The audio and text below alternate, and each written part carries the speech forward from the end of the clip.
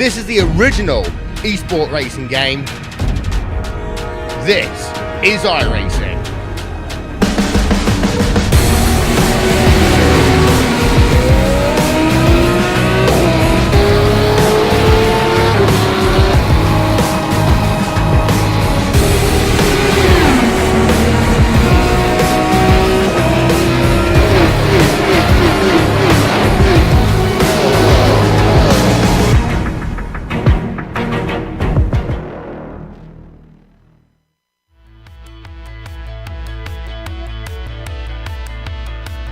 Five races into a 12-race schedule, and it's still anybody's guess which driver is going to take home the championship trophy.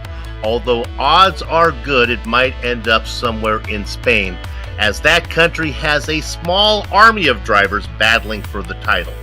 Kevin Jimenez, Yaves Ross, Antonio Poveda, Fernando Guerrero, and Victor Prado all hail from La Piel de Toro.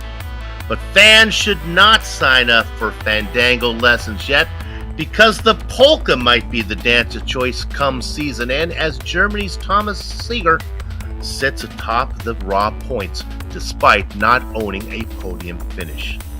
The first half of the Batteries Not Included 2019 Spring Season Championship wraps up today as the schedule makes a round 6 stop at Circuit Gilles Villeneuve. And you can see all the simulated Williams FW31 action from green flag to victory donuts live as it happens right here on the Global SimRacing Channel via the iRacing Esports Network. Happy Easter, everyone, and welcome. Up in the booth to bring you our Words Eye View, Stefan Slocker, joined by yours truly, Bill Soupzon. Turning the knobs and pushing the sliders is our director, Sean Crackers Ambrose, armed with cameras locked and loaded by Dougie Beard. All right, Stefan, last round this series was at the open landscape of Road America. Today, the venue is contrasted by the tight confines of Montreal. Yeah, exactly, Soup, and Canada's home of F1 has a long history. Designed by Roger Peart and opened in 1987, the first race was won by, who could forget it, Gilles Villeneuve. Slow turns alongside with long straights make this track the perfect mix for exciting, fast and close racing. Speaking of close, those walls are close too. But let's take a step back real quick. 13 turns are located around this 2.7 mile long track, and did I mention already that those walls are located mighty close to the black stuff? The track is set for a spectacle today. Close walls, close racing, fast cars, long straights, what can possibly go wrong?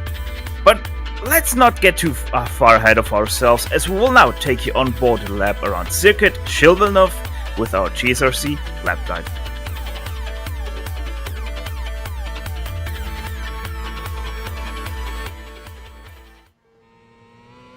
Alright, Samuel Ryman is behind the wheel of the GSRC FW31, so let's do a lap around Montreal.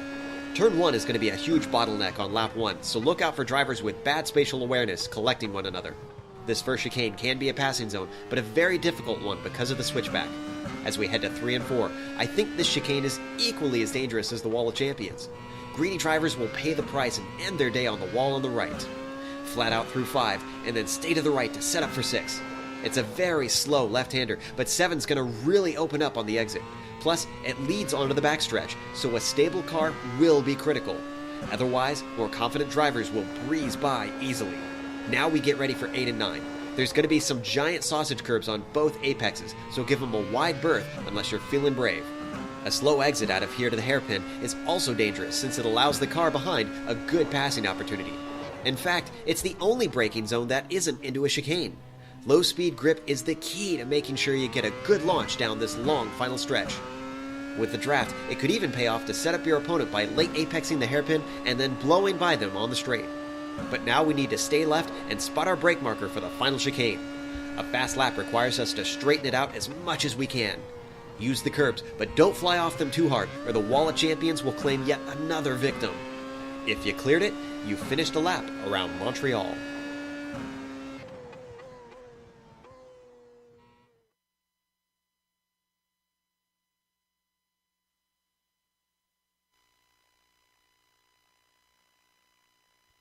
Joe Peak doing what few do better. That is talking and taking the viewers around the track. This time, it is the tight confines here of Circuit Gilles Villeneuve in Montreal. All right, let me take you to the point standings. We're going to do something a little bit different this round. When there's a series that has 4 drop races, that's a substantial number of drop events, and drivers and fans can choose to analyze them in a couple ways. By the raw numbers, meaning that we just keep adding up the points until a driver get 8 events, and then we take the best 8 from there. Or you can do it the other way. If you're a glass half empty type guy, you can throw out the 4 worst events and start counting the best ones on round number 5. We're going to do both today because they're so drastic. It'll give you an idea of how things really change depending if you're a glass half full or a glass half empty, guys. This is our raw number totals. You see Thomas Seeger sitting at the top, Kevin Jimenez, Xavi Ross, Antonio Poveda. They're the 3 Spaniards, and then Marco Sanfilippo. Now, let's go ahead and look at what the standings look like. If we take out the drivers' 4 worst events, we're going to show you those right now when we show you these, what we're going to call the drop points. Notice that none of the names are the same except for Antonio Poveda. Everybody else, these are new names. That's because they haven't been at every event. Their raw numbers are not as good. You see up there, you got Victor Prado, who's only really been at one event, winning that one, and he scored 232 points for a big strength of field event win there. You see Guerrero in there, Daniel Benefield, and then Mark Usher, who has 2 wins but a bunch of no-shows. So eventually, as we can bring that down now, eventually those 2 graphics will intersect near the end of the season, and they will all come together. But it's really a way to show you who to keep an eye on. Now, with that out of the way, let's go ahead and turn it over to Stefan to talk something a little more straightforward, and that is the race details. Well, it's simple. Today, round 6 of 12. As you have seen, we've already ourselves implemented one of the 4 drop weeks these drivers have available in the batteries, not included championship. Race length today, 46 laps. They have to perform a 1 pit stop for fuel and tires setups. Obviously completely open, because otherwise it might get a bit tricky to drive around here. Incident cap, standard for iRacing 17, and the points they're using for the batteries, not include championship, are the official iRacing points like they have in the iRacing Grand Prix series. And just to drill down a little bit on that last point that Stefan was making there about iRacing points, it all depends. A win will vary depending on the strength of field. So even though drivers may have 1 win each, they do not have the same points depending on whether they got their win in a weak field or a strong field. The stronger the field, the more the points, obviously. Now, let's go ahead, Stefan, let's take a look at the weather and see how that's going to affect these cars. We're going to talk about this a little later. These cars that actually never raced at this track for some interesting reasons. Go ahead. Yeah, the weather today, 106 Fahrenheit on the track. We have a clear weather, so that is why you see 77 Fahrenheit in the air and 106 Fahrenheit on the track. This might be a bit interesting for these cars and tire usage. Wind, not gonna be any problems. It's south to southwest at pretty much steady 4 to 5 miles per hour. And the humidity, 45%, so no fog, rain, or anything expected here today. All right, we've got all the business out of the way. Now we can turn our attention to the business of qualifying as we look at Thomas Knoll. Sitting at the top of the qualifying times right now, it is Curtis Hardy. Yeah, we ride on with Knoll. Good name right there. Yeah. In fact, a couple new names. We see Hardy, of course, Matt Wood sits in second.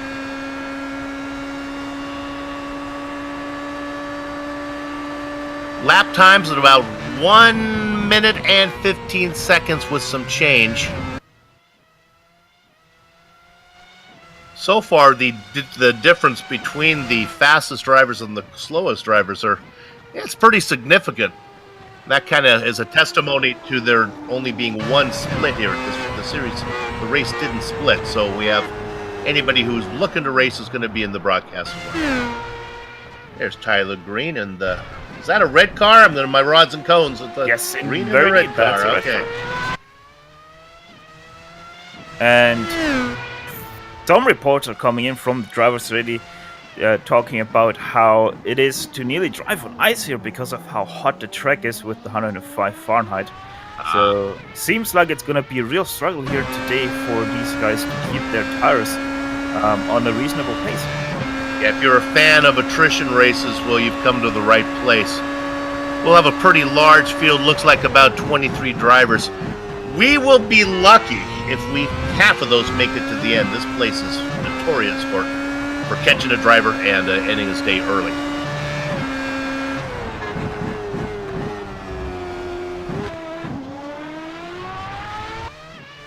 There is Fernando Gilles. Don't be fooled by the name, racing out of Texas.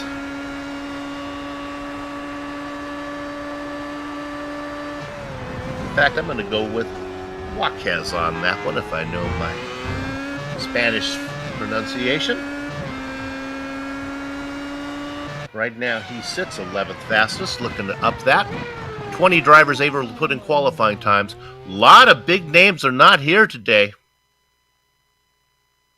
Thomas Ziegler sitting down in 7th, our raw points leader.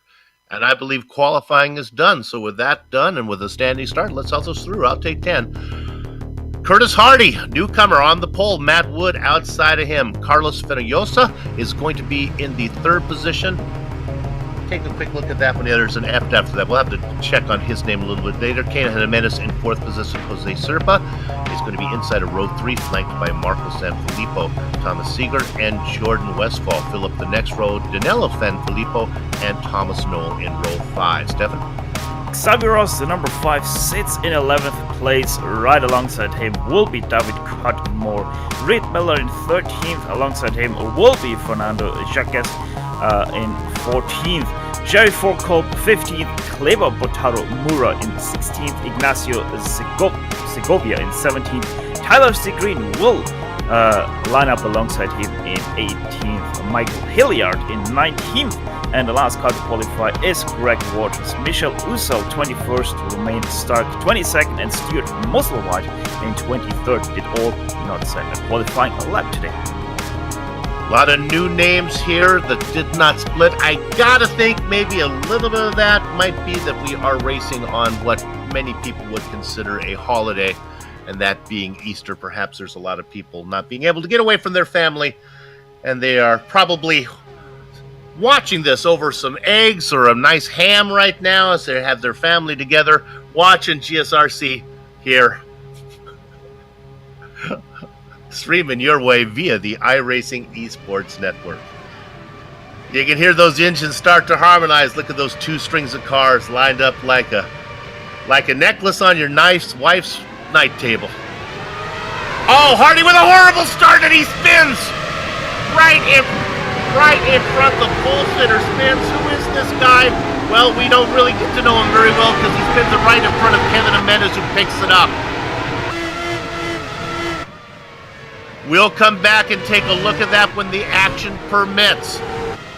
Matt Wood is your leader. Fenollosa behind him. Right behind. Tom Seeger into the wall. Sorry. He was already slow for some reason. We're going to come back and play most of the first lap for you. He got in with Jordan Westphal. Actually, it was with Xavier Ross who he collided. Big netcode between the two. And Westphal got a piece of them going by, so some big names already involved in some incidents. So let me fit out what we're looking at in the top 5. Matt Wood, Fenollosa, Serpa, Marco Sanfilippo, and Xavier Ross in 5th. And we haven't finished a lap yet. Down to the chicane, 13 and 14. By what they call the Wall of Champions, which has claimed so many victories. Matt Wood gets credit with leading lap number 1.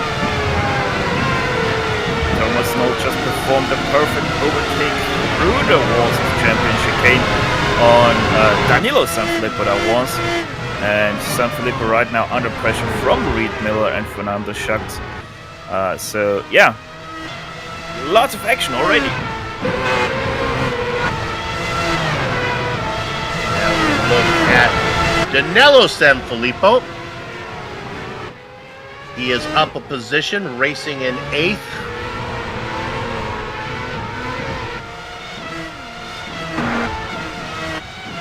right behind Sanfilippo, then is Fernando Jaquez. There's Jaquez being chased by Reed Miller and David Bedmore.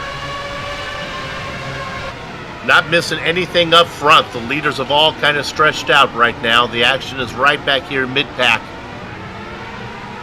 Oh, and Reed Miller's right now side by side with Thomas Seeger. Thomas Seeger with a perfect exit out of the hairpin. And Reed Miller losing another position to David Cudmore in the green car there. Or actually, will he? Is he outbraking himself? No, he isn't, but Reed Miller trying to come back now. Remember, Seeger, your raw points leader, qualified in 7th. He's trying to make up some positions after having that first lap incident. We continue to look at this side-by-side battle as we're riding on board with, there it is, Reed Miller.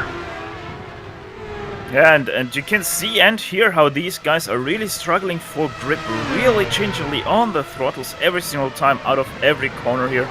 Just struggling for that grip as the track temperature still sits 106 Fahrenheit. Green has a great run out of 7. He's got a shot at him into this chicane coming up into 9 and 10. He's going to wait.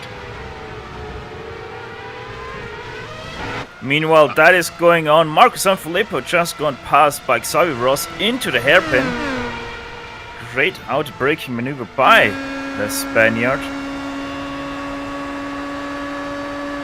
Yeah, Xavier had qualified in 11th position. You got to figure that maybe he had something wrong. He's faster than that his qualifying time would indicate.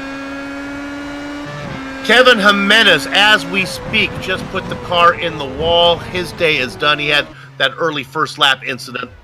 He's going to get no points for him. We'll take a look at this one, and eventually we'll come back and look at lap number 1. Here he is all by himself. Not sure if the car was healthy after he got into it with our pole sitter, Curtis Hardy. Yeah, there's no wing on there. That's a good indication that there was going to be a problem.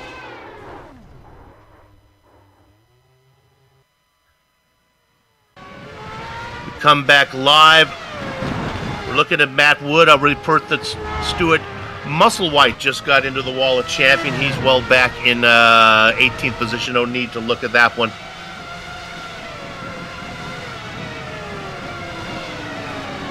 Okay, I think things are settling down, so we're going to go away from the live action, and we're going to try to go back to the start. And we can just follow through this. We'll take one look at it. We'll start by maybe a look at Hardy, who was on the pole. Yeah. Hardy, it seems like he didn't know how to start his car, because he was asking that about 2 times in the chat before. And it seems like he just, off the start, he just completely floors it, puts a 11 onto that of about like 12 or 15 meters, and then just completely spins it out to the right there. Yeah, and that collected Jimenez. Now if we can go up to Zeiger real quick and find him, because this happens right after that. He gets together with I think it's Ross. Yeah. Xavier Ross, they have a bit of a net code coming into the right-hander now. Stay on it a bit. There's that connection. And then there's one more here. If we stay on Zeiger, he'll get together with another driver as he goes by. There's that beautiful painted car. They get together, and I believe it was well, it was a minor contact, so we can get off of it now as he gets back up to speed. So there you see it. Now we come back live. And where does our raw points leader sit right now? Well, he is in 10th, trying to run down Fernando Jaquez. Yeah, he is lucky to still be in this race, to be honest, because if we remember back last year, Canadian Grand Prix in real-life Formula 1, we saw quite a pile-up there, so Seeger really lucky to still be in this race and have not sustained any major or ever so slight minor damage. All right, let's jump into P5 now. This is Jordan Westphal with Thomas Knoll behind him. We've seen Knoll race before. We've seen Westphal race in a few races as well. Good to see them fighting inside the top 5 right now. The guy they got to watch out for is Xavier Ross. He is about 2 seconds behind. He's quick. He qualified in 11th position. He'll be coming up soon on these guys. Hold on. Xavi Ross overtook Marcus Sanfilippo a few moments ago. We missed something. Yeah, he's coming. Wasn't he already up there, or did I? No, I think he's. We're gonna take. We think we have a look at this one, so let's go back. Well, we're looking side by side here for a minute. Let's hang on. We'll come back and look at that one. There we go. He had troubles. Okay, so sorry. Xavi Ross had troubles coming out of the second chicane. It's already 2 laps ago, so we're not gonna get there. But yeah, he nosed it into the wall with about 30-40 miles per hour. We have something to look at here. Let's see what we see here. As we have, there he is. There he is. Director found it. That. Yeah, he actually backs it into the track, and there's a bit of a hairy moment that he got there. So now we come back to Xavi in 7th. That is Danilo Sanfilippo behind him. But as expected, even with all that issue, Stefan, he is closing in on this Westphal-Knoll battle. So, boys, get him moving, because here comes Ross. Yeah, but maybe you did spot it yourself, but he has some damage on the left front of his wing, or on the left side of his front wing that we run. So, Xavi Ross having sustained some damage, but surely no! That is Knoll. He was racing in 5th. He loses it. This was right in front of what we were looking at, so just a self-spin. Everyone gets out of the way. Not even a spin. Yeah, and once again, that low grip that we have today with the high temperature caught him out there. Too much throttle. And nearly spins it out, but hits the wall. What would be just a simple trip through the grass on most racetracks here is much more serious. That's the tight confines. Let's look at this battle for 5th right now. This is Westphal with Xavi Ross, even with a damaged front arm, coming after him.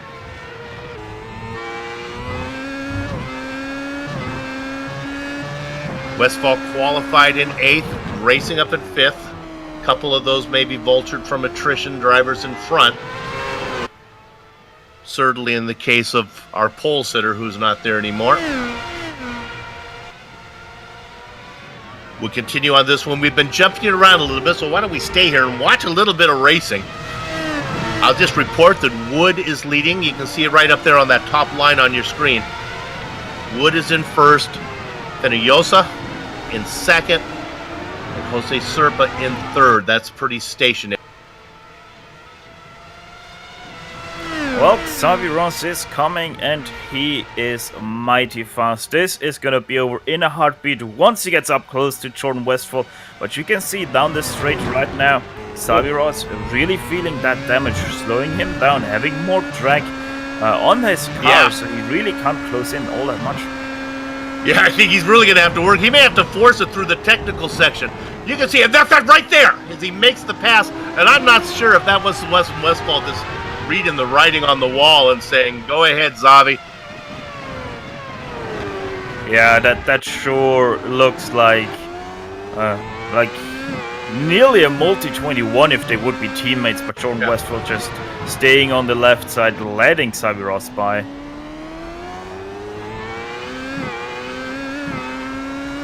All right, so we saw Xavi in the battle with Danilo Sanfilippo a little while ago. Well, now ahead of him is Marco Sanfilippo, but that's a 7-second interval. That's going to be a tall order for Ross to get up that far. Sanfilippo racing in 4th. So we settle down a little bit. Let's jump back a bit, Director. Can we go back to 12th since we're not looking at that battle anymore? Let's look at David Cudmore. He's in a little bit of battle. We saw this driver before, Tyler Green, in the red car. As they head down into the hairpin, it's not that far up to Reed Miller. This is drivers just outside the top 10. Reed in 11th. Yeah, and they're not all too far away from each other. The good thing is about this track, you don't have corners that are fast leading up to a straight, so you really don't feel too much impact on your handling of the car coming into passing zones, so you really can get close and stay close to the car in front and force a pass on the straights. Just review for you the driver who sets second in the raw points, Kevin Jimenez. Well, he's out. He's going to finish well down the order outside the top 20. And our pole sitter also is out of the race, so that opens the door for Matt Wood. Westphal has had an issue. We'll take a look at him as his woes continue. Let's see, where is that third chicane I'm seeing here? And sure enough, once again, underestimating how little grip he has and just spins it out on the throttle, as you're gonna see now. There you go. Barely misses the wall. Lucky break in an unlucky situation for Jordan Westphal. So Danilo Sanfilippo drives around him. Thomas Knoll gets by as Jordan Westphal falls 2 spots down into 8th. And here comes Thomas Seeger, your overall raw points leader, now trying to get up on Westphal. They work through the technical section. Westphal a little bit slower through here. We'll see what the German driver can do against the Canadian. Yeah, only 10 laps done. We've already had 3 retirees, 3 official retirees now. So yeah, Trish, kinda high right now. Again, we've been jumping around a lot, so let's stay on this battle a little bit. You can watch a little bit of racing.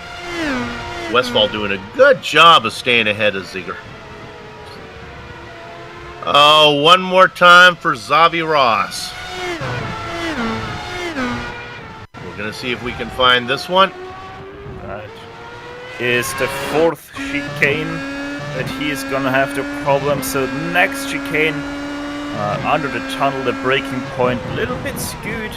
So you always come in a weird angle, hits the first curb, hits the second curb, and right on the sausage curb of the second curb, he spins it out, hits the wall hard, and loses his rear wing. Yeah, and honestly, if we look here at Thomas Seeger, if the walls weren't going to end his race, I think the incident cap was about to, as he had certainly had his share.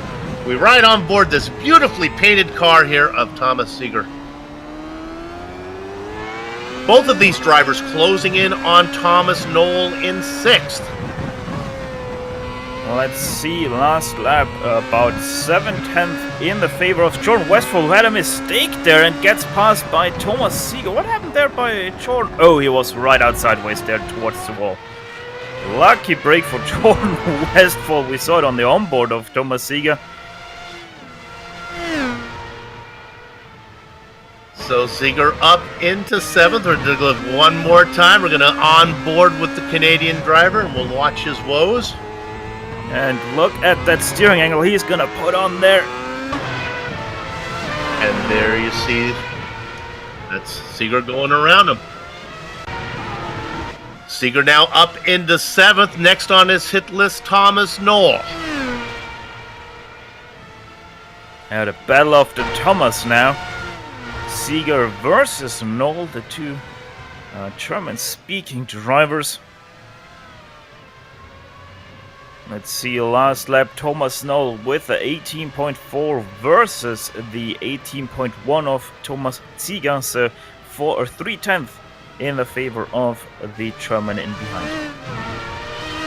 Now, if you look at that top line, you see CF up there. Those are the initials for Carlos Fenollosa.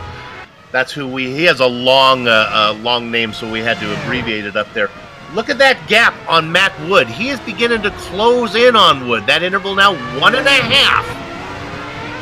With a pit stop and still 34 laps of racing to go. Plenty of time for this. Well, he races off of the Iberian Peninsula. I'm going to assume that he's another one of those Spanish drivers. He could be from Portugal.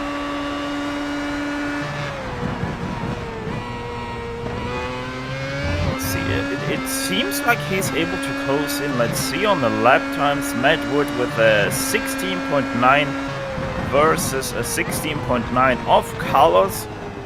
Actually 600th of a second in favor of Matt Wood. So one mistake and Carlos is right under at the rear wing. Well, let's stay on it because they're coming up on some lap traffic of Romain Starek. Yeah, Romain Stark probably, the French driver there. Let's Matt Woodby. Does he see the second car of Carlos? Yes, he does. Stays on the right side, stays off full throttle, and Carlos goes by. We're right on board with the leader now, up by 1.2 seconds.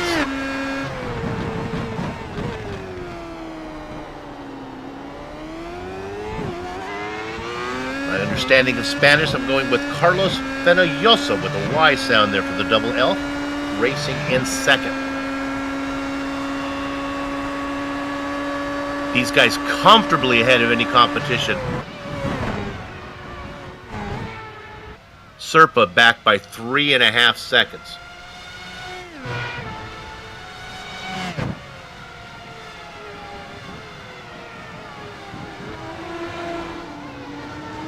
Things settling down a little bit. Hey, let's go back to this battle with Ziegler and Knoll. We've been watching, and look at it. There you have it, Steph. Yeah, and there he goes right now in the inside, outbreaking Knoll, and past he goes. Well, very well executed, in fact. Thomas Knoll trying to see if he can do something into turn 1, but has to see that Ziegler just too strong on the brakes. Yeah, I would expect now to watch Ziegler pull away through the technical section, where I think his car is faster. He's really struggling with some straight line speed. So now Knoll's got to watch out about Jordan Westphal coming back on him. Thomas Ziegler, how far does he have to go to get up to another driver? Well, it's about 8 seconds up to Danilo Sanfilippo.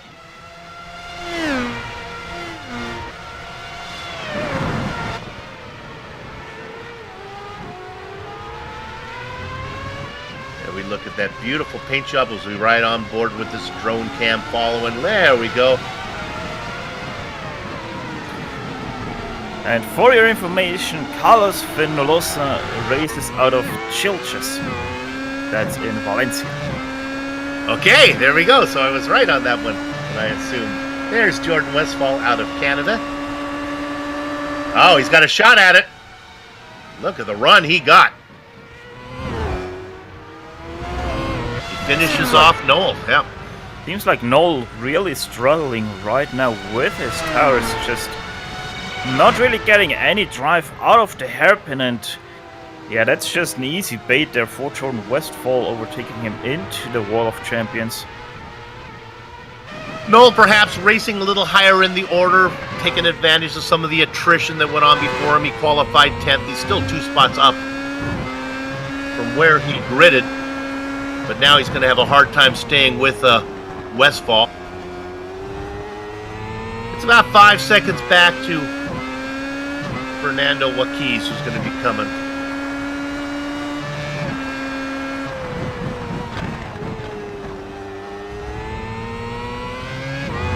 So, go ahead. So, one thing that is starting to develop is a battle for P3 between Jose Serpa and Marcus Sanfilippo. Sanfilippo closing in about a 10th per lap on the P3, the white car of Jose Serpa. You're right, and boy, he was really good into 1, and I'm talking about Sanfilippo. Yeah, Marcos is now within, well, under a second. You can see the interval between them. Serpa doing a good job trying to stay with the guys up front. Go ahead. Reed Miller had a mistake out of the hairpin on a straight line, completely loses the car into the wall. No front wing. Totally nosed it in there. There we can see it now. You're gonna see it quite late out of the hairpin. There he goes now. And just really weird incident from Reed Miller there.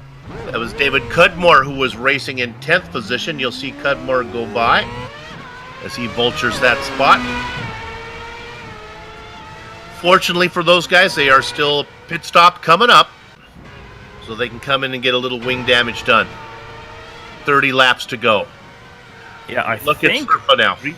I think Reed is able to just barely sneak into the pit stop cycle, so you might be lucky and be good to the end.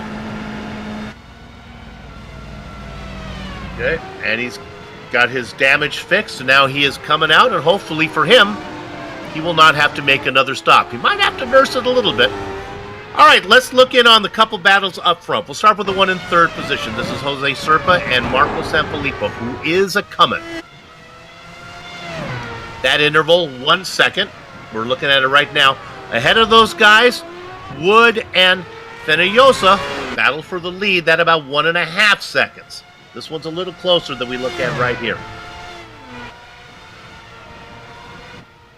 Remember, there is a pit stop still to come.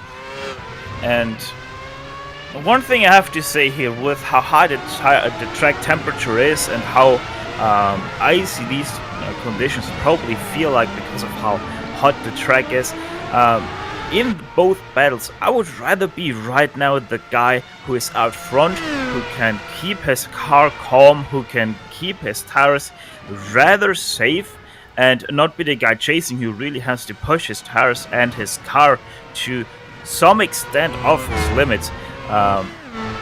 You're always gonna go into the risk of spinning out, making mistakes with how hot this track right now is. So really not easy to have the right aggression, the right mindset in both battles, chasing and being ahead.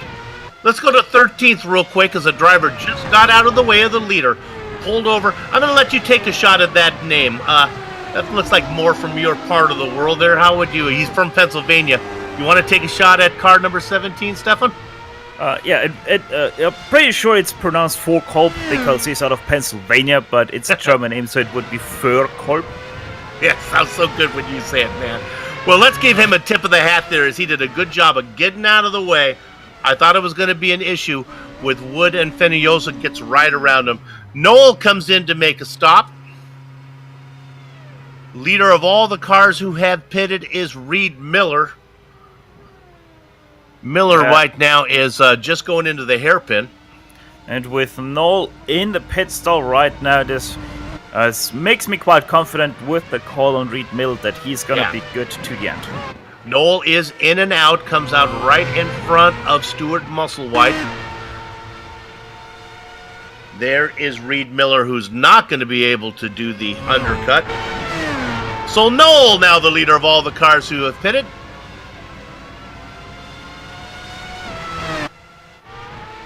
Oh, I'm very sorry, but Thomas Noel just spun out of the third chicane, right in front of Stuart Musselwhite. Cold tires, perhaps? Cold tires on a hot track never gonna work very well because you have low grip tires on a low grip surface. It's just a recipe for disaster.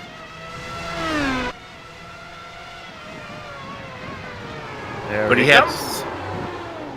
And there he goes. There we go.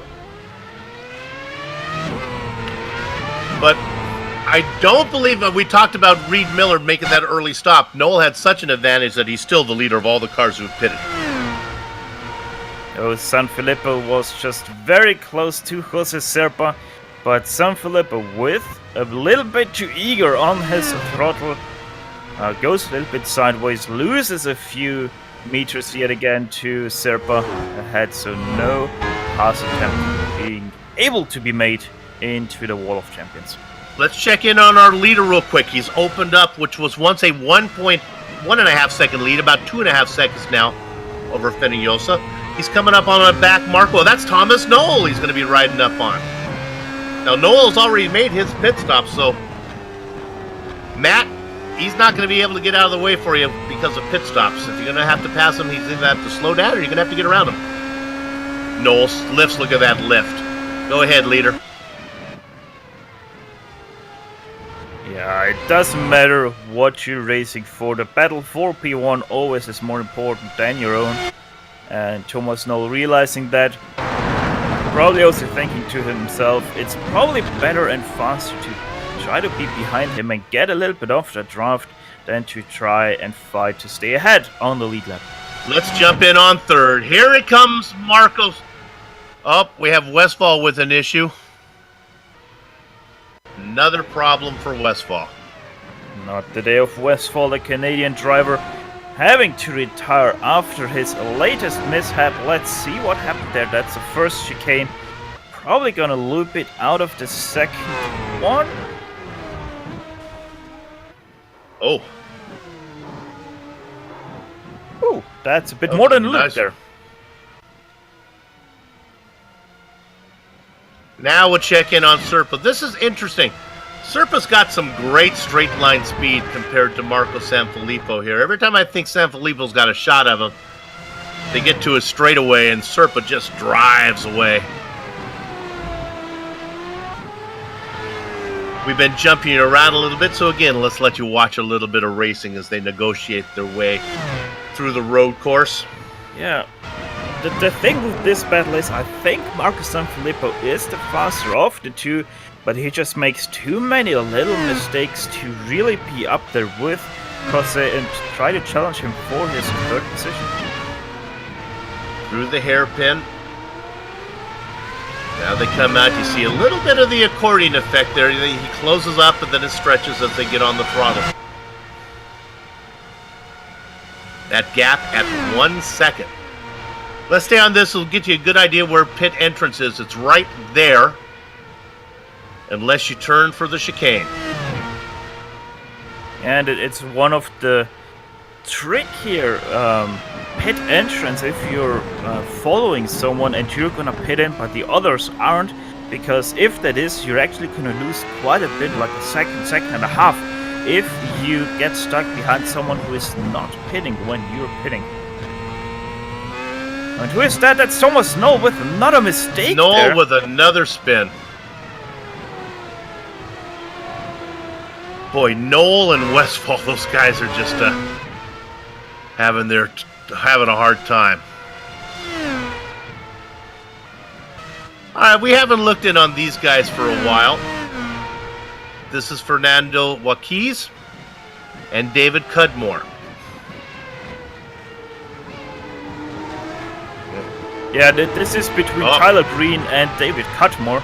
Tyler Green racing with a red car and Cudmore ahead with a green car to make us a little bit more confused than normal. Right, Waquiz was in this mix. He took a pit stop. He's coming out. I think he should be able to get out of comfortably ahead of Knoll. Yeah, Knoll's not even close. So now Waquiz becomes the leader of all the cars who have pitted in and out in 10th.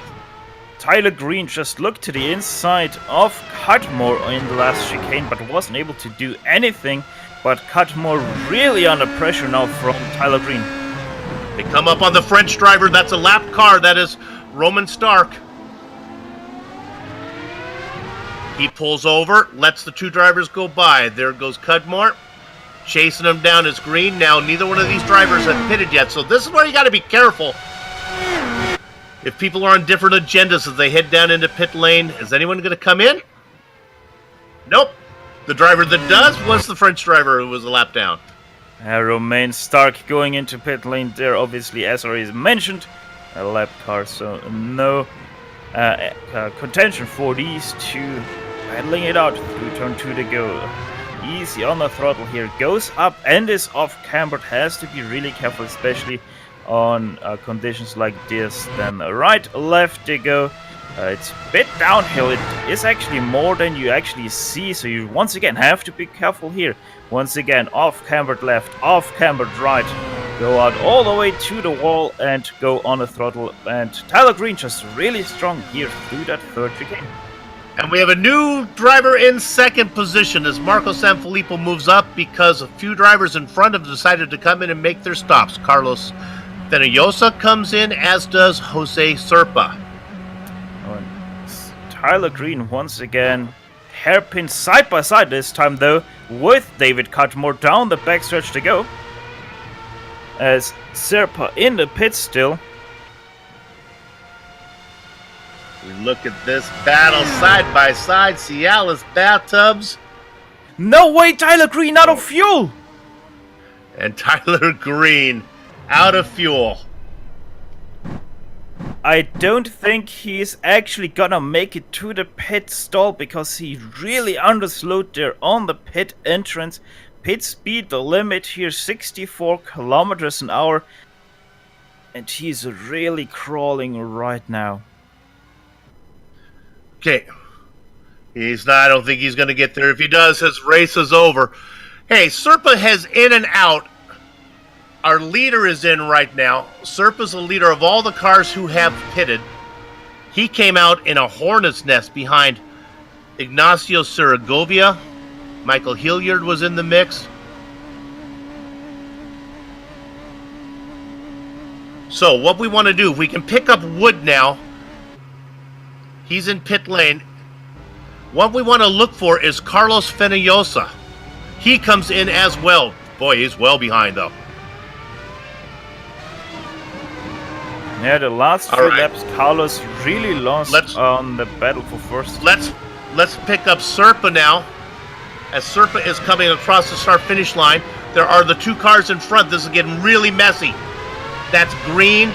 Marco Sanfilippo in there. Thomas Seeger. Seeger has yet to make his pit stop. Fenollosa, who was in second. Up to second place now with that pit stop, way faster than Carlos Fenollosa. Yep. And of course it just really dropped off Marco Sanfilippo right now. So Sanfilippo, who was racing, if I have my notes right, I think he was in fourth, is now up in second. Yeah, as he gets around, Fenollosa and Serpa were both ahead of him before the pit cycle. And Seeger really helping out Sanfilippo right now, being the car in between himself and Carlos. But Carlos now with the double draft, what will Seeger do? Will he go into pit lane? Will he try to overtake him? It's gonna be interesting here. Let's see Seeger. Yes, he shoots past into pit lane, but braking way too early here. That's where the pit limiter starts. So he lost a second there for sure on that pit entrance. Yeah. That was a confident pass, as he had to make that pass on the right side, clear him, then get back out to track left so he could get into pit entrance. Seeger doing a good job. So now we come back and we look at the battle for second. Honestly, the driver in third, Carlos Fenollosa, should be faster.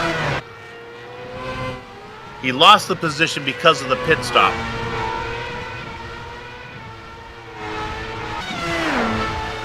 It's gonna be interesting that Carlos really used up his tires last stint. So if Marco is able to stay close with Fenollosa, then he really will have a shot at second place. Here he comes. But here comes Carlos around the inside of the hairpin. Staying side by side, and this might hurt Carlos now on the inside, having to wait on the throttle. Boy, you can sure see the momentum from the outside line pay off on that one. As Sanfilippo was first to the throttle and had a little bit of an advantage. Look at the car, though. Now in the preferred position will be Carlos Fenollosa, but he's going to back out through that chicane. Oh! Give it another try. Oh! Spinning right in front of him was Reed Miller. And then I thought that Fenollosa was going to make a mistake. Now he's going to make one more attack on Sanfilippo. Down into one. Sanfilippo, they touch. They keep going. Locking wheels and being able to unlock them again. That requires quite some luck there from Marco Sanfilippo. They're together. They're both in the wall.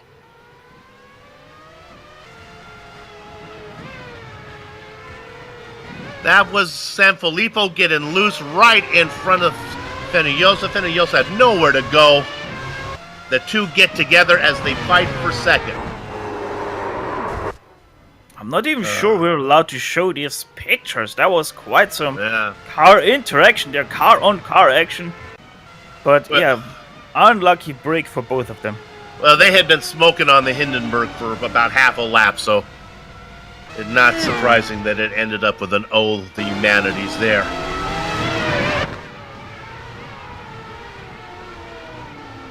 Fenollosa is still in third place.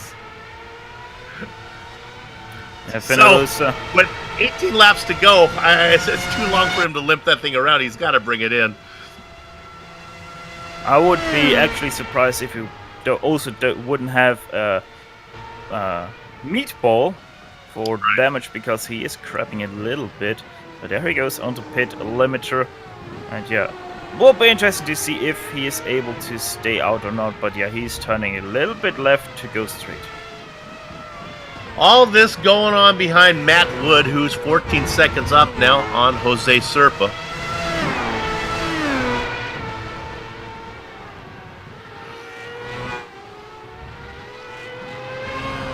And now, there we have Tyler Green on the screen.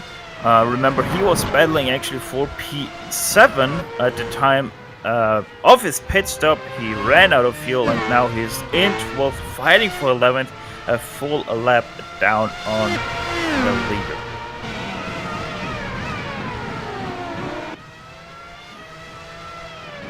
Okay, Carlos Feniosa, he's come in and come out. Now, how about this? The car looks... Oh, my...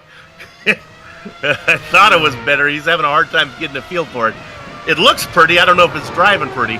He's turning left to go straight. Yeah. He's turning left to go straight. He really has to be careful. I'm not sure he should be racing right now. He has to turn quite a little bit left to even turn right. You can see the hands on the wheel right now. Not really a 10 and 2, more like a... It would be noon and 6. But he's got 4 seconds up on, this battle that we're watching for 7. Let's go to this battle for 6th position. This is a fun one. Fernando Joaquez and David Cudmore, and both of these guys are going to be... Oh, look at the run from Cudmore. See you later. See you later. It looked interesting. Yeah. So now, Cudmore gets that position, and it won't be long till he comes up on the wounded Feniosa as well. Yeah, it seems like that Jaquez has quite some damage there because he's really not going anywhere on the straights. Yeah. It might be a battle between Keys and Feniosa, the guy who has the least damage right now. Let's stay on this one as David Cudmore is going to run down Feniosa pretty soon. Oh, we'll check back in on Miller and Green. This one's fun. It's about 7 car lengths back. This might be a case of which driver makes the mistake first. Right ahead of him, that's the lap car of Romain Stark, who tries to remain ahead of them. But yeah, no battle at all for them, no contention. Next car for them is going to be, actually that's quite a ways up on the road for them. Yeah. We look at the Miller and Green battle. They are a lap down. There are only 8 cars on the lead lap, Thomas Knoll being the last one.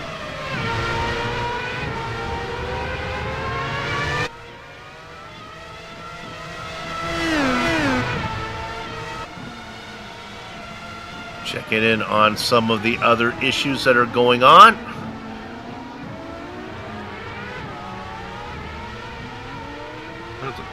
We're right on board with Green in the red car.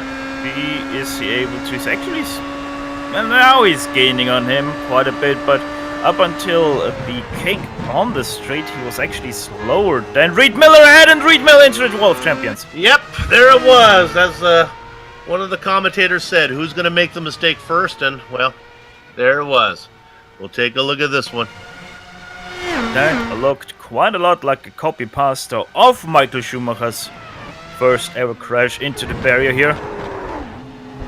Boom. And I'm not sure if that car is going to continue. Let's go to 5th position when we come back live. Didn't take long for David Cudmore to get there. He starts to run down the driver who was in 2nd a while ago, Carlos Feniosa. Close it in on him.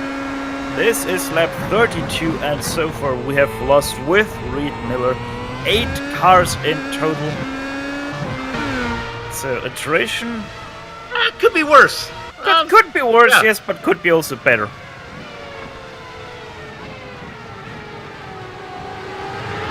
They're also behind this battle here. There's also a nice battle for 7th going on, which I think that Knoll should be able to get easily.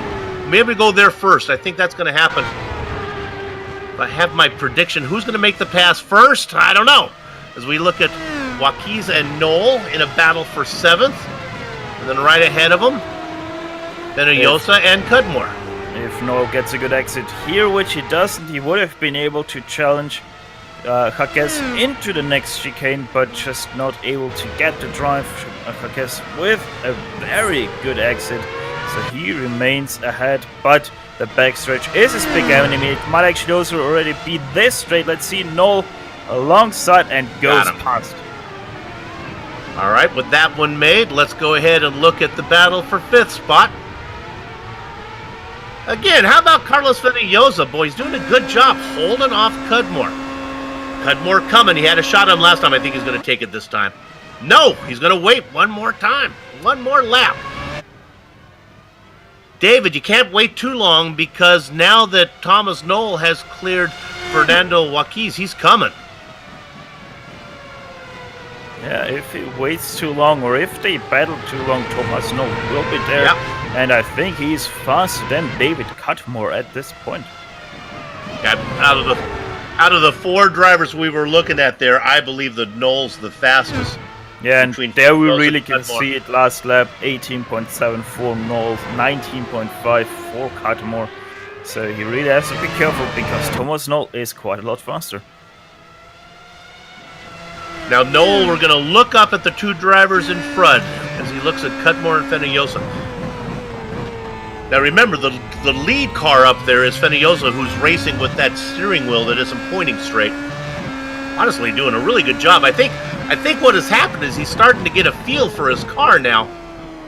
Oh, let's go there. I think this time Cudmore's going to get him. Oh, there it is. You had to say, right there he goes into the wall. Let's take a replay of this one when we do. If we can look at it on board with Thomas Noel as well. Maybe we can look at it twice. Noel does a great job of getting around. This one almost comes back up in front of him.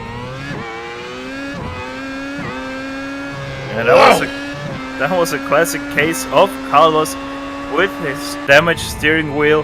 He had to turn too sharp to the left, and because of that completely loses his car. That is his race down and the 9th car out of contention of this race.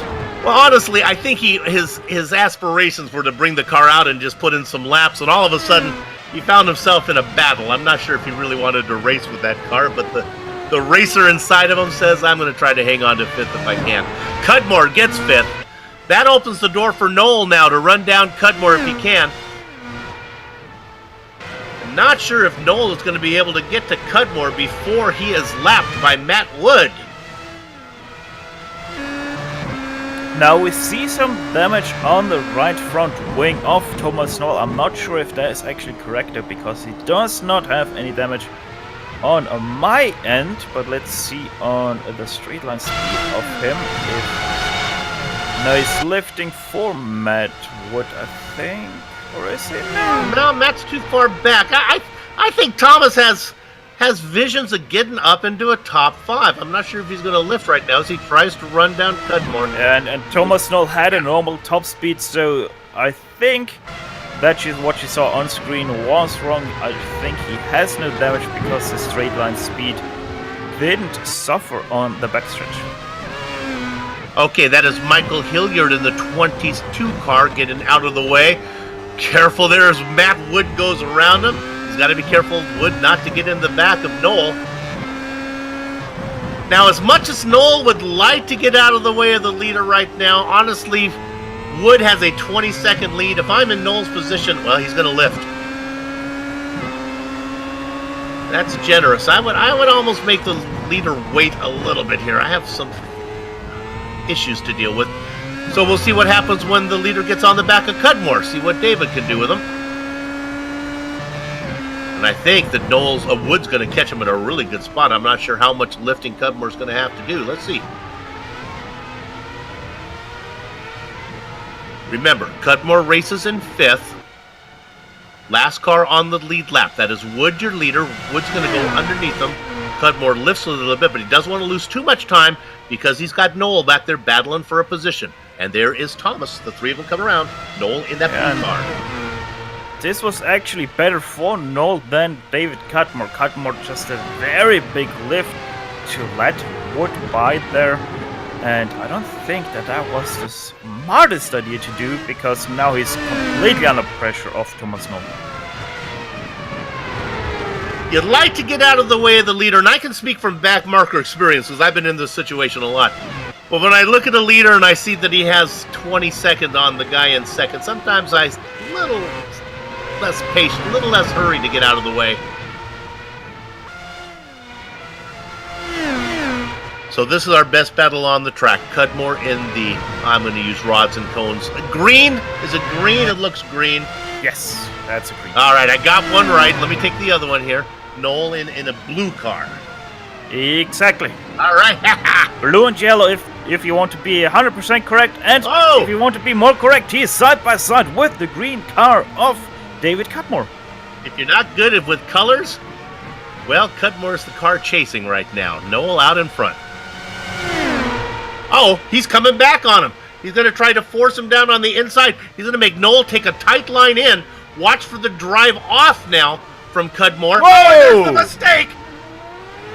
He forced Noel into, I'm going to tell you right now, he forced Noel into a tight entry into that chicane. Probably something that Thomas has not practiced much. That had nothing to do with the entry. That was all the exit, just completely Yep. thunderfooting it out of the chicane, and Pace the Price hits both front and rear into the wall. So once again, a battle on the track is determined not by which car is faster, but which car is safer. Yeah, and Thomas Noll has some wheel damage. He's about 4, 5, 6 degrees off on his steering wheel angle.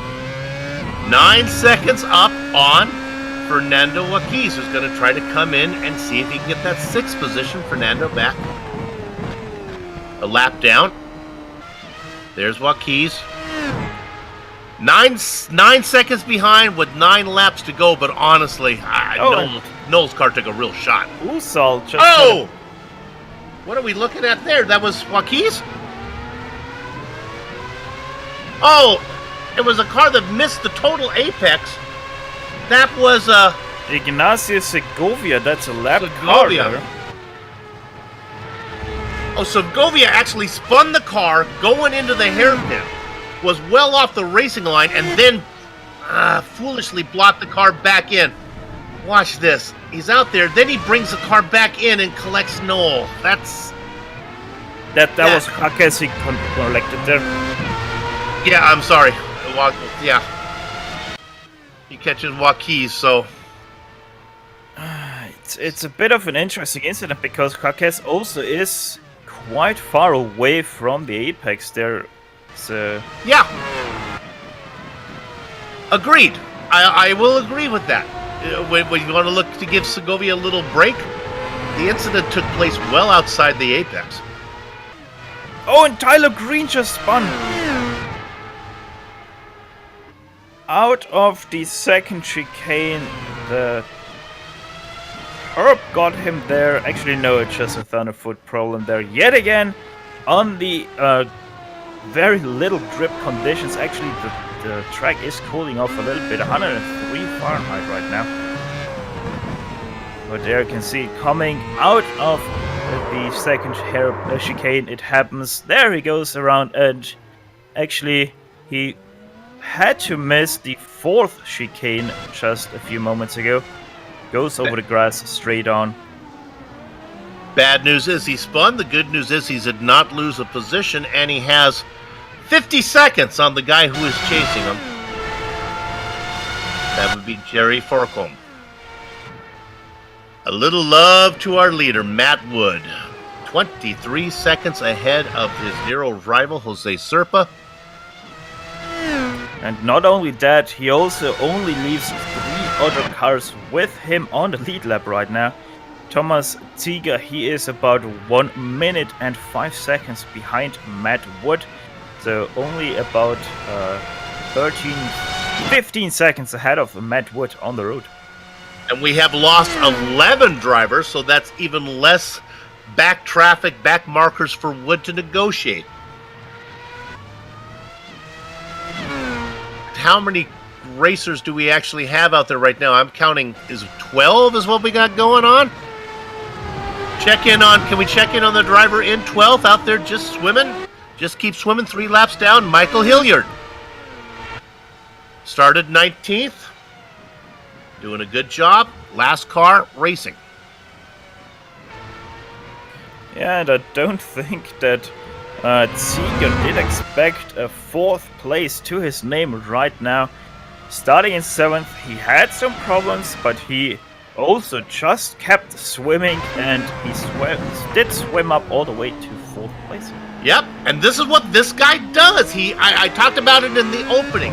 He sits at the top of the raw numbers. He does not even have a podium. But what he takes is a 10th place car and gets you a top 5. He takes a 7th place car and gets you in the 4th position. He brings the car home clean. We ride on board here. Another driver I want to talk about. We haven't talked much about him. He is up 14 positions, racing in 7th spot. Michael Usel, the Canadian driver. Michel Usal, I'm gonna guess. Usal? Okay, I'll go with that. Trying to think about that one. Really, honestly, shame on us for not really noting his climb through. This is a very good run. Want to make sure he's made pit stops and everything. He has. This is legitimate 7th position.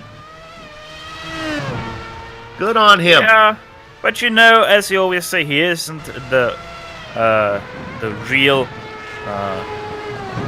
climber of this race, because no qualifying to Michel's name. Okay, there you go.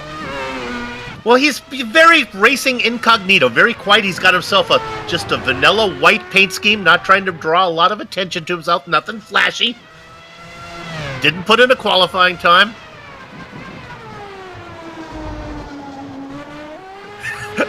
We're getting a lot of comments that this hard charger really doesn't count. It's more of... it does count. Oh, it does count, yeah. Kind of the sole survivor almost out there. Good on him. Nice job. I'm gonna tell you something. Thomas Knoll, he hasn't given up on a top 5 position yet, as he's starting to close in on David Cutmore yet again. That shouldn't happen. All right, he's coming. 6/10, the last lap around. This time it's a 17.8 for Knoll versus a 18.3 for Cutmore. So yet again, 5/10 cut out of the lead of Cutmore for that 5th place position. So if he hurries up, he's gonna be there on the last lap, and he has a few chances to make that overtake happen. I'll tell you right now, Thomas Knoll has been the star of this race. He's been fun to watch, going up and down the order. Yeah, he's played a little bit of a yo-yo there with our standing so far. Oh, you know what? Our leader just had a spin. We might be able to find this one. You're never safe. We'll see if we can find it. This is... You're never home in one of these races. We'll take a look at this. It's going to be out of this next chicane coming up.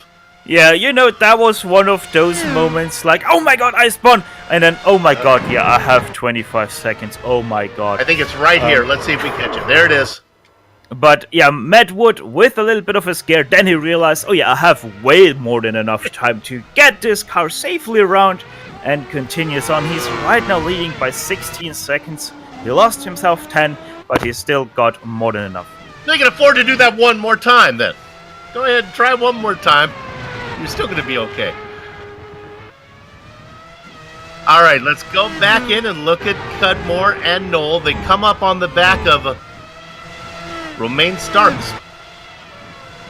Gotta give credit to this French driver. He's had some battles come up behind him. He does a good job of getting out of the way. Racing in 11th, and he does it one more time. And really showing how well-dressed the French are. A lift down the straight, and then he gets back on the throttle for the chicane. He lets him by before it matters. But boy, this is really closing in. Here comes Mr. Excitement, Thomas Knoll. Oh, here we go. Who's going to get the momentum? Looks like the outside's going to be able to hang on to it this time. Now they head down to the chicane. This is going to get exciting really fast. There he comes side by side. This is now a drag race. Down under the Dodge Bridge they go. 400, 300, 200. There he breaks Thomas Knoll on the inside and he makes it happen. Nice call, Stefan, as the pass is made. Thomas Knoll continues to impress. Now he's up into 5th. Can he stay in 5th is the question. Cutmore's right back on him right now.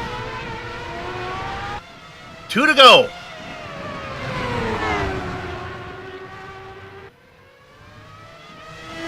Wood, Serpa, Sanfilippo, and Seeger, your top 4. This is the battle for 5th. These guys are the first cars 1 lap down. And look at David Cutmore not giving up. We ride on board with the driver in 6th, looking up at Thomas Knoll. Oh my, almost gets into the gearbox of Knoll, but he's able to roll it up in time. It's going to cost him a lot of time on the exit of the corner. That should allow Knoll to drive away now, as he'll be getting the white flag this time around. Coming across the line, getting the white flag is Matt Wood. He's got just 1 minute and 15 seconds left to go before he picks up the first win of the season for him and another different winner. It would be our 5th different winner in 6 races. I'm just quickly gonna cue this up. Tyler Green, he's starting to close really in on Jacques, and remember, Jacques really had a bad car top speed wise, so this might cost him yet again one more position for 8th place. In fact, I think we're gonna watch this one right now. We still have time as Wood is still a ways away. He's only just working on the backstretch right now. Look at that difference. And past Tyler Green goes for P8, that one is, and Cock has just no ability to do anything about that. When we look here at Knoll, Cudmore right behind him now. I think we're going to be able to follow this battle after our leader comes across the line, as they'll still have a little bit of racing to do. Our leader right now, Matt Wood, heading down into the Wall of Champions. He's got the right-hander, the left-hander, nothing between him and the checkered flag. Let's give round number 6 of the Batteries Not Included Season 2019 Spring Season Championship to Matt Wood. Jose Serpa will get second. Go ahead. Now, Thomas Knoll goes ahead of, comes over the line ahead of David Cudmore. Cudmore just not enough in his car to keep up with Thomas Knoll. Danilo Sanfilippo in 3rd. There are only 4 cars on the lead lap. Sanfilippo was as high as 2nd. He'll come home in 3rd, and the last car on the lead lap doing what he does, Thomas Seeger. As he works his way out of the hairpin, where here comes going through the chicane is Sanfilippo. Now we look at the German driver picking up, there's Sanfilippo, and now we look at Seeger picking up a 4th place finish. Again, that should be enough to keep him at the top of the raw points lead. Tune back in next week and we'll tell you how those standings have changed. Right now the racing is over. We'll take a short break, but don't go far. We'll come back to run down the entire finishing order, talk to some of the drivers before we put a lock on the gate. Back in a few.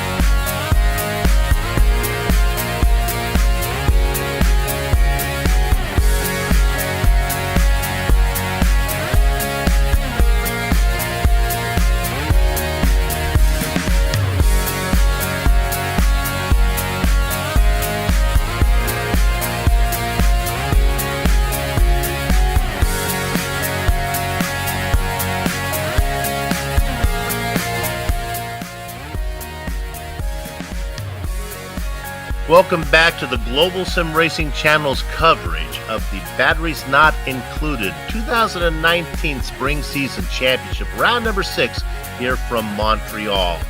And the results are in. You know, we're streaming cyberspace into your place via the iRacing Esports Network, the best in the iRacing World Championships, as well as many top private leagues like the one you just watched, are showcased right here on iRacing Esports Network. If you haven't done so yet, make sure you subscribe. I'll tell you this, GSRC is proud to be part of the IESN stable of broadcasters. Let's give you the entire stable of finishers here in round number 6. Matt Wood goes, well, was it wire to wire? I'm not really sure. He might have lied. I think it probably was wire to wire when I come to think of it. Well, he started in second position, so I guess he couldn't, but he led the first lap. Let's get to it, Soup. He gets the win. Jose Serpa gets second position, picking up 3 spots. Danilo Sanfilippo comes home in the final podium position. Thomas Seeger does what he does. Takes a 7th place car, gets you a 4th place finish. Thomas Knoll was the star of the show. Leader of all the cars, 1 lap down, up 5 spots to get a top 5 position ahead of David Cudmore. A very quiet drive from Michel Ussol, the Canadian driver, in 7th. Nice job for him. Tyler Green gets 8th. 9th and 10th goes to Fernando Waquiz and Jerry Faucon. Romain Stark in 11th position, 3 laps down, is the second last car to already finish this race. A last car to finish the race, Michael Hilliard in 12th position. He himself 3 laps down. Now, the list of cars that didn't finish is quite long, starting with Ignacio Segovia, Carlos Vinolosa, Reed Miller, Marcus Sanfilippo. That's a big name right there, being out of the race with quite a heavy impact alongside Xavi Ross. Stuart Musselwhite in 17th, Jordan Westphal 18th, Xavi Ross, as already mentioned. Also, he was out of this race, racing quite a lot for the lead and then crashing out alongside Marcus Sanfilippo down in 19th. Kleber Botaro Mura, one of the first cars we lost, down in 20th. Kevin Jimenez, 43 laps down in 21st, Curtis Hardy in 22nd, and Greg Waters down in 23rd. Last car to take the green flag, and first car to wreck out. So with that done, let's go ahead and talk to a driver who I'm going to put a glass half full spin on this one. Reed Miller, he qualified in 13th position. He finished 17 laps behind the leader, but he only finished 2 spots behind where he qualified. So if you really want to look at it, if you're going to finish 17 laps behind, really wasn't that bad of a day. Reed, that was rough out there, huh? Yep, yeah, definitely. I like to be optimistic, but I can't really say this was a good race for me. It was pretty rough out there for sure. It was really hot, really hot. Like I can't even explain. Like it just like the track got hotter and hotter as it kept going on, and yeah, it was really tough conditions. How many times did you spin it before you had to finally call it a day? Just the once in the Just wall. once? No, twice in the wall. Twice in the Okay. wall, and then I didn't feel like I could keep going after that. So it was the temperature. Do you think? It's always tough here at Montreal, but the track temperature didn't help, huh? Yeah, there's just like so much braking zones, and they're all so short. So if you make a little mistake, your tires get hot, and it all kind of adds up, and there's nowhere to hide from your mistakes here. All right, well, let's put this one behind us. Let's look ahead. We go to Le Mans next time. That's something a little different. Oh, that's not my finest track. It's a little bit interesting in these cars. They're not really designed for that kind of track, so it's it'll be like, should be maybe a pack race if we can get it going. That'd be maybe fun. Well, we'll be sure to tune in and keep an eye on you. Good luck next time out. Congratulations on at least coming in and talking with us. Let's say that. Yes, this is a good interview. Thanks, guys. All right. Reed Miller, an interview for us today, and I think that's going to be our final one. So with that said, we can close up shop here. Let's thank everybody on the Williams iRacing community, especially Clayton McLeod, for organizing the series and contracting with GSRC to broadcast. We know you have a lot of choices when you fly. Thanks for flying GSRC. On screen now are just some of the companies that provide the software and hardware GSRC uses to stream cyberspace into your place. Additional thanks to June Lalonde, who provides our wonderful music. See the screen to how to get hold of more of her great work. The batteries not included will return in 1 week. We just talked about it for round 7 from Le Mans. GSRC via the iRacing Esports Network will be there. We hope that you come and join us. Next up for ISN will be GSRC's coverage of the Absolute Beginner League. Hey, that's me. Adam Young is going to join as we call the action for you. Round 6 from Watkins Glen. That's going live at 1:45 Eastern. If you'd like to find out more about GSRC, GlobalSimRacingChannel.com, Twitter, GSR Channel, Facebook, Global Sim Racing Channel, Instagram at GSRC_Graham.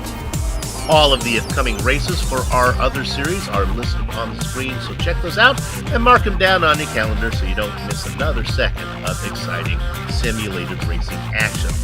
Also, if you haven't done so yet, become a YouTube subscriber by heading over to our YouTube page and hitting that big red button. Finally, on behalf of the entire crew, and that would be Steph and Sean and Doug, we'd like to thank all of you for watching as once again we see another first-time winner this season as Matt Wood wins round number 6. With that said, we're off to have fun storming the castle, so until next time, race clean, race hard, and we'll see you on the track.